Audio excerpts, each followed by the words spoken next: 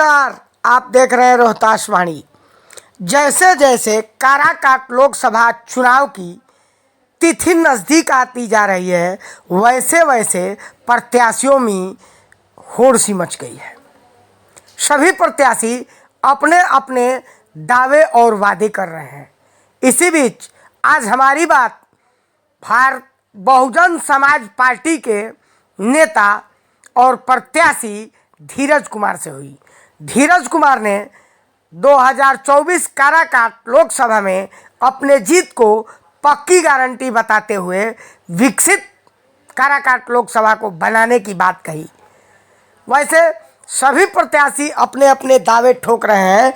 इसी बीच बहुजन समाज पार्टी के दावे कोई आश्चर्य की बात नहीं है, क्योंकि उन्होंने अपने कैडर वोट के साथ साथ युवा वर्ग को भी अपने ओर आकर्षित करने का मन बनाया। बहरहाल जो कुछ भी हो, ये आने वाला समय बताएगा कि किस पार्टी को कितना वोट मिलता है और कौन पार्टी नंबर 1 पर रहती है। ये आने वाला समय बताएगा। लेकिन आज बहुजन समाज पार्टी के प्रत्याशी धीरज कुमार ने अपने को 1 नंबर बताते हुए जीत का पूरा भरोसा दिलाया। सुनिए बहुजन समाज पार्टी के नेता धीरज कुमार ने खास बातचीत में क्या कहा।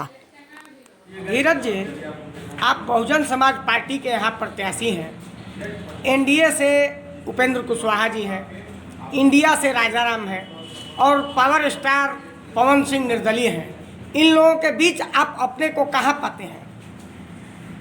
सबसे पहले तो आप सभी के चैनल के माध्यम से सम्मानित जनता को नमस्कार, प्रणाम, जय भीम, आदाब करता हूँ। इस सारे प्रत्याशी मैदान में हैं, ये तो सच्चाई है। और हम भी बहुजन समाज पार्टी के उम्मीदवार हैं काराकाट 35 लोकसभा क्षेत्र से। और हम अपने आप को नंबर 1 मान रहे हैं, क्योंकि मेरा नंबर 1 सिंबल भी मिला हुआ है। और हम लड़ाई में हैं, हम चुनाव जीत रहे हैं, क्योंकि हमारे साथ तमाम गरीब, बहुजन समाज पार्टी के कैडर वोट, वंचित, शोषित सभी लोग हमारे साथ हैं। हमारे समाज के भी लोग हैं, मुस्लिम समुदाय के भी लोग हैं, पासवान समाज के भी लोग हैं, सर्व समाज के लोग हमारे साथ जुड़े हुए हैं। और वह चाह रहे हैं कि इस बार परिवर्तन हो, सत्ता परिवर्तन हो। एक युवा है और युवा अपना एक छाप छोड़े। युवा तो पवन सिंह भी हैं, तो आप उनको क्यों नज़रअंदाज कर रहे हैं? उनको हम नज़रअंदाज नहीं कर रहे हैं। उनको उनकी एक जो अपनी रूट है, उनकी एक अलग रूट है। समाज में भी लोग जान रहे हैं कि वह एक कला से आते हैं। उनका कार्यक्रम कोई और है, कोई दूसरा कार्यक्रम करते रहते हैं। और जिनको इस काराकाट क्षेत्र के वैसे नेता चाहिए जो ज़मीन पर रहे, जो सभी के सुख दुख में शामिल हो, उनके दुख दर्द को समझे। न कि अगर किसी व्यक्ति को जिता दिया जाए कि उनको, उस व्यक्ति को उनके यहाँ पहुँचने में ही टाइम लगे या उनसे मिलने में कठिनाई हो। वैसे नेता इस काराकाट संसदीय क्षेत्र को नहीं चाहिए। काराकाट संसदीय क्षेत्र को वैसे नेता चाहिए जो उनके सुख दुख में आसानी से उपलब्ध हो, धरातल पर हो, अपने क्षेत्र में हो और उनसे कभी भी मुलाकात कर सके, मिल सके। आपका मैनिफेस्टो क्या है?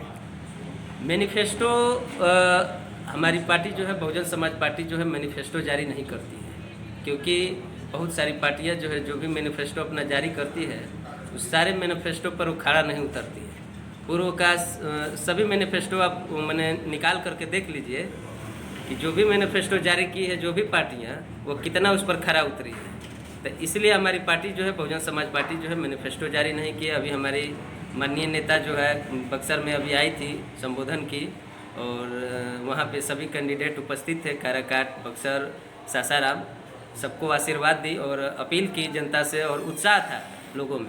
काराकाट में लाखों की संख्या में भीड़ थी, लोग जुटे हुए थे, हमारे कार्यकर्ता थे, कैडर थे, बहुजन समाज पार्टी के लोग थे, उपस्थित थे। तो हमारी पार्टी जो है मैनिफेस्टो जारी नहीं करती है। कैंडिडेट जो है अपना एक विचार रखता है कि हम अगर आपके समाज में, हम यहाँ काराकाट में आते हैं। काराकाट के लिए विजन तो होगा आपका? हाँ, काराकाट में अगर हमको मौका मिलता है सदन में जाने का, यहाँ से इस काराकाट क्षेत्र के लिए शिक्षा, स्वास्थ्य और रोजगार पर मेरा विशेष माने बल रहेगा। उसके बाद कृषि पर रहेगा, क्योंकि हमने क्षेत्र का भ्रमण किया। कृषि के लिए भी किसी प्रकार की कोई व्यवस्था नहीं है। युवाओं के लिए, खेल कूद के लिए कोई व्यवस्था नहीं है। अभी हमने इटिमा में टूर्नामेंट का उद्घाटन किया, मोहनपुर में किया, कर्मा में किया, बहुत जगह किया, लेकिन सभी जगह उद्घाटन करने का मौका हमको खेत में मिला। धीरज जी, जातीय समीकरण के दृष्टि से आप अपने आप को कहाँ पा रहे हैं फिलहाल? बिल्कुल, जातीय समीकरण में देखा जाए तो हम क्षत्रिय समाज से आते हैं। हम क्षत्रिय समाज से, राजपूत समाज से बिलोंग करते हैं, जाति से आते हैं। तो हमारी जाति जो है इंसानियत है, हमारी जाति जो है युवा है, हमारी जो है सबको सामंजस्य मिलाकर चलने की हमारी जाति है।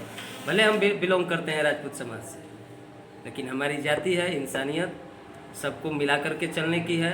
युवा जाति है कि युवाओं के लिए विकास करें, युवाओं के लिए आगे कार्य करें, रोजगार के लिए कार्य करें, शिक्षा के लिए कार्य करें, स्वास्थ्य के लिए कार्य करें। ऐसा माना जाता है कि बहुजन समाज पार्टी दबे कुचले निचले स्तर के लोगों का पार्टी है, और राजपूत जाति से होते हुए भी आपके मन में ये कैसे है कि हमको इस पार्टी से चुनाव यहाँ लड़ना चाहिए? सबसे पहले तो हमारी बहुजन समाज पार्टी का एक विचारधारा है सर्वजन हिताय और सर्वजन सुखाय। उसमें सभी लोग आते हैं, चाहे वह क्षत्रिय हो, चाहे वह ब्राह्मण हो, चाहे वह वैश्य हो, चाहे वह हरिजन हो, जो भी है, मैंने सबकी हित की बात करती है। और इस काराकाट संसदीय क्षेत्र में अगर स्वर्ण की बात की जाए तो दो पार्टियां थी, सब लोग दी, लेकिन बहुजन समाज पार्टी ने एक स्वर्ण जाति राजपूत समाज के बेटे को टिकट दिया, लड़ाने का काम किया। तो इसमें हमारी पार्टी जो है दलित, शोषित, वंचित का मैंने आवाज़ उठाती है, स्वर्ण की भी आवाज़ उठाती है, जिन पर अत्याचार होगा उनकी आवाज़ उठाती है। युवा होने के नाते आप नौजवानों के लिए कोई ऐसा कार्यक्रम जो लगता है कि आपको इस चुनाव के बाद? नौजवानों के लिए, युवा साथियों के लिए, अपने भाई के लिए, शिक्षा के लिए हम भरपूर व्यवस्था करेंगे, क्योंकि यहाँ पर न कहीं कॉलेज है, न यहाँ पर पढ़ने के लिए बढ़िया से संसाधन है, न उनको खेलने के लिए मैदान है। तो हमने जहाँ जहाँ भी उद्घाटन किया कि अगर हमारे युवा भाई साथ देते हैं, हमको मौका मिलता है, तो आपको अगली बार से इस खेत में टूर्नामेंट कराने का समय नहीं मिलेगा। आपके लिए एक बढ़िया स्टेडियम होगा, आपके लिए खेल मैदान होगा कि आप वहाँ पर बढ़िया तरीके से हर मौसम में, हर समय में आप जो है अपना जो है खेल कूद का मैंने मनोरंजन आप कर सकते हैं। तो ये सारी युवाओं के लिए व्यवस्था करें, रोजगार की व्यवस्था करेंगे, आपके क्षेत्र में बंद पड़ा हुआ उद्योग धंधा का चालू करने का काम करेंगे। एक आपका इधर पाली पुल है जो डिहरी में है, वो कितना सांसद बनते चले गए, लेकिन अभी तक उसका निदान नहीं हुआ। जो इस क्षेत्र की जनता के लिए जो समस्याएं उत्पन्न हो रही है, पाली पुल देखने के लिए एक उदाहरण है। धीरज जी, आप लोकसभा चुनाव जब आया, आप एकाएक प्रत्याशी के रूप में काराकाट लोकसभा में कूद पड़े, तब आपको पाली पुल का याद आया। लोकसभा चुनाव के पहले आप कहाँ थे? जी बिल्कुल, लोकसभा चुनाव से पहले, एक तो पहले हम संगठन में हैं, बहुजन समाज पार्टी के प्रदेश महासचिव हैं, और उसके पहले मैं अपने क्षेत्र में चैनपुर विधानसभा में वहाँ पर जाकर के स्थिति को देखिए कि हर व्यक्ति के सुख दुख में गरीबों के यहाँ आना जाना जो भी होता था उनके। काराकाट के लिए व्यक्तिगत मैं पूछ रहा हूँ, लोकसभा काराकाट में आप क्या किए हैं? काराकाट में हमने तो किया नहीं है, अभी हमको मौका कुछ नहीं मिला है, लेकिन पार्टी जो है चुनाव लड़ाने का काम करती है, पार्टी स्तर से चुनाव होता है। तो क्या आपको लगता है कि एकाएक अगर काराकाट लोकसभा में चुनाव लड़ रहे हैं और कह रहे हैं कि नंबर 1 हो जाएंगे, तो क्या आपको लगता है कि एकाएक कूदने के बाद आप नंबर 1 हो जाएंगे? बिल्कुल, इसलिए लगता है कि पूर्व में जो इस क्षेत्र में रह चुके हैं उनको जनता ने मौका दे दिया है, तो उनकी कार्यशैली को लोग देख लिए कि अरे ये तो हमारे 5 साल 7 साल से 2 बार 3 बार यहाँ सांसद रहे, लेकिन कुछ नहीं किए, न खेलने के लिए मैदान बनाए, न पढ़ने के लिए स्कूल बनाए, न चिकित्सा के लिए चिकित्सालय बनाए। तो वो 5 साल क्या 20 साल ही काराकाट में रह जाए तो जनता उनको नहीं करेगी। लेकिन जब एक युवा, शिक्षित युवा जब आया है क्षेत्र में, उनको मौका देकर के देखेगी। आपका कहने का मतलब है कि जो लोग आए थे उनका कार्यशैली देखे ही उनको मौका दिया था। बिल्कुल उनका कार्यशैली देख करके मौका दिया, लेकिन वो अपने कार्यशैली पर नहीं उतरे, काराकाट के जनता के बीच में अपनी विश्वसनीयता नहीं बना पाए। काराकाट की जनता के लिए कोई संदेश? काराकाट के जनता से हम यही अपील करेंगे, आग्रह करेंगे कि आप लोग 1 तारीख को बहुजन समाज पार्टी के हाथी निशान पर, 1 नंबर निशान पर, एक नंबर के खाते में जाकर के बहुजन समाज पार्टी को वोट करें, और एक अपने भाई, अपने युवा, अपने बेटा को सदन में पहुंचाने का काम करें कि आपका आवाज़ बन करके सदन में जाएं, आपकी हक और अधिकार की लड़ाई के लिए हम मांग करें। क्योंकि आज 20 साल 25 साल से काराकाट जो है विकास से वंचित है।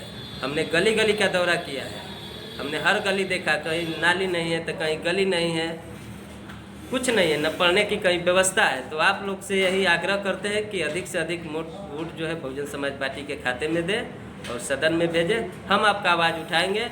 अगर हम उस आवाज़ पे नहीं उतर पाते हैं, आपके अधिकार के लिए, आपके हक की लड़ाई के लिए अगर हम नहीं लड़ पाते हैं, तो अगली बार अगर लोकसभा में आते हैं वोट मांगने के लिए, तो आप अपने गांव में हमको एंट्री करने से मना कर दीजिए।